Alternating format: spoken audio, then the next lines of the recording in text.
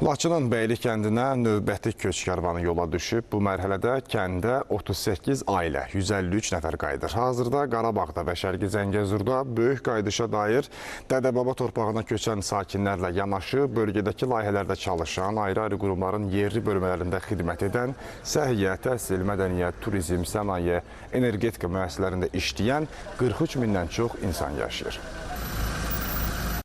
Allah şəhidlərimizə rəhmət eləsin, qazilərimizə can sağlıq versin. Prezidentimizin Allah canını sağ eləsin ki, bu 32 ildən sonra bu sevinci bizə yaşatdı. İnşallah gedərik Laçında, bu gözəl vətənimizdə yaşayarıq.